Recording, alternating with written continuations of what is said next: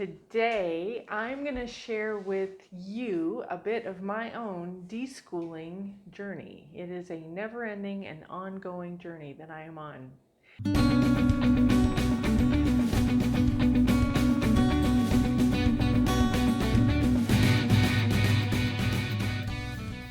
It started shortly after our daughter was born, about 10 years ago, when my husband and I, through those conversations that you have, we were talking about our own schooling experience and his frustrations with it and my challenges and frustrations. And we weren't conclusive at that time that we wanted to homeschool.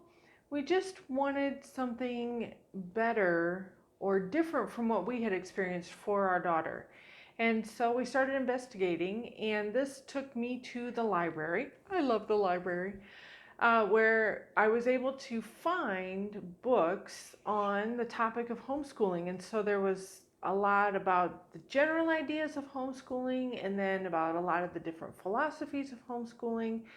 There were some which were written by homeschoolers and their experiences, so they might be a very small topic of what they wanted to share about their experiences, and others were written by teachers from the public school systems who had left the public school systems and were shining the light back to show us, the readers, what wasn't working in the school systems. And so there was just a wide range of books available on the topic of homeschooling. And then also I slid over, there's a really fine line between homeschooling and parenting. And so I slid over into the parenting a little bit, and then I slid the other way toward books that were written by and for public school teachers, and they had some tips and tricks for teachers, how to generate enthusiasm in the classroom and different related topics. But it was still interesting, and gosh, if I had a large family, some of that would have really applied. But there's always something to learn from every book. Even if this is a horrible book and I will never read it again, at least we learned something from it, right? So that's where my deschooling journey started, was with books, because when my daughter was an infant, I had time to do a lot of reading. And then at that time where we lived, there really wasn't a strong or a large homeschooling community to be a part of. And so I didn't have the opportunity to just go to park meetups and chat with homeschoolers. I found a couple of regional groups on Facebook that I was able to join, but the chat tended to be very curriculum focused.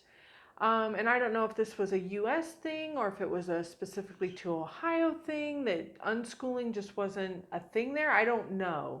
But at that time, I wasn't really getting much information about unschooling. It was all primarily school at home, recreating the classroom through curriculum and expectations and reports that had to be generated at the end of the year and things like that.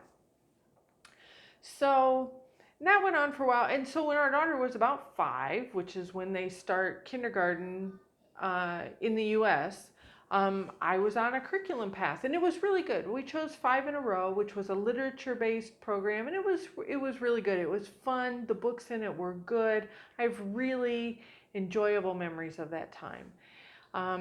But it was still hard. It wasn't a great fit, but I didn't know at that time what other possibilities were out there yet.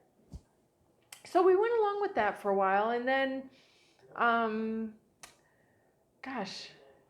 we stayed with the curriculum for a while, and then I did start to pick up more books that talked about unschooling, and so I started leaning that way with what we were doing. But I really, again, because I didn't have a community, I didn't have the opportunity to talk with other unschoolers about how does this play out on a daily basis.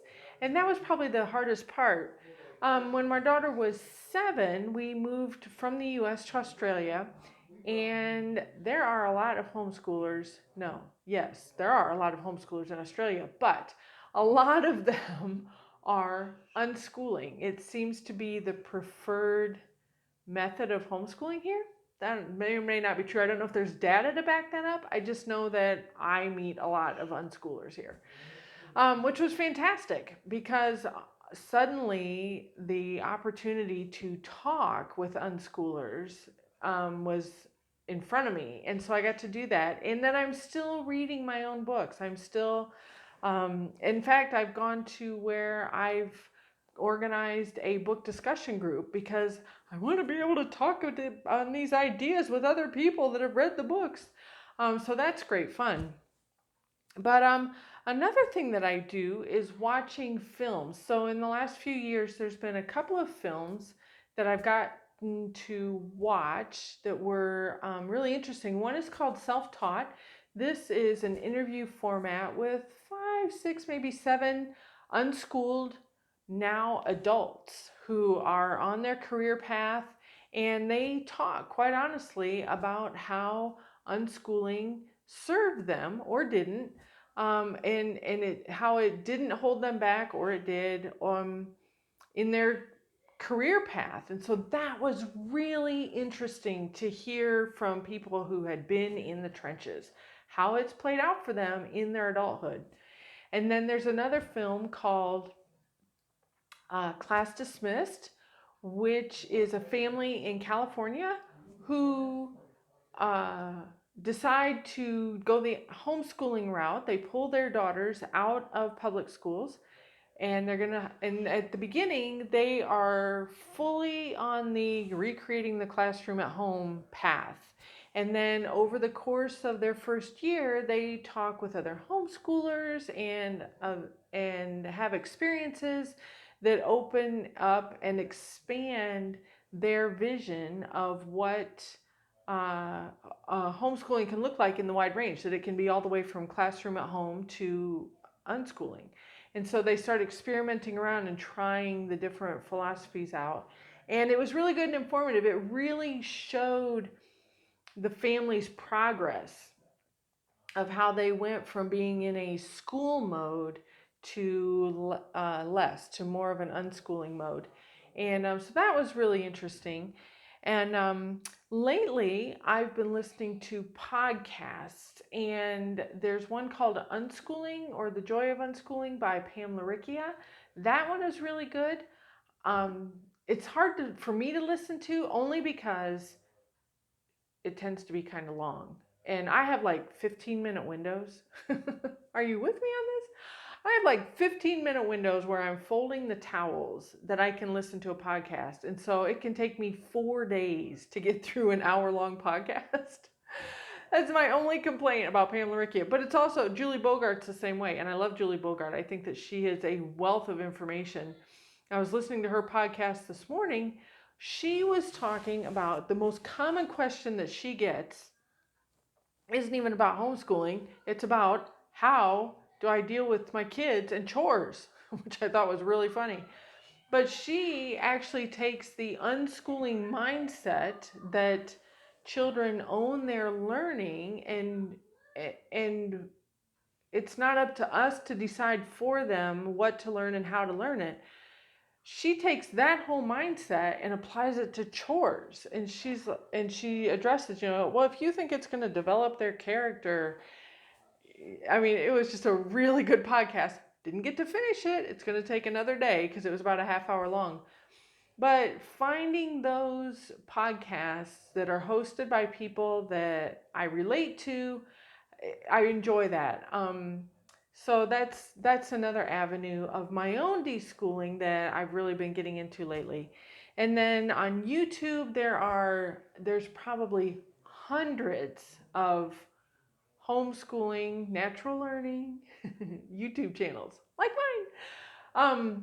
Homeschooling and unschooling learning channels on YouTube that are families sharing their experiences, sharing their knowledge, because we don't always have to keep recreating the wheel. We can learn from the previous generation's experiences and wisdom and apply that and tuck that into our pocket and then go forward with that as a tool that we can come back on. So that's really good when families are willing to share their experiences and their knowledge. So YouTube has a couple, but the ones that I like the most, Sir Ken Robinson is a huge advocate, he's recently deceased, but he's a huge advocate of change in the educational system. And some of his TED Talks are just so inspirational and just really spot on about the problems in the system the way it is, and how we can address it differently through our homeschooling. And then the other ones that I really, really like are, again, our TED Talks, this time by Sal Khan of Khan Academy. And he specifically talks about teaching to mastery rather than just by rote. And also flipping the classroom, which applies even in homeschooling. And it's really allowing the kids to own their education if they're in a classroom, but also at home. So they can watch his videos about a concept in maths and then work on the problems, and we don't have to teach it. They can learn it and then just come to us when they have questions. So it completely changes things around, but it's really a style of learning that we can embrace at home. So those are two really good ones.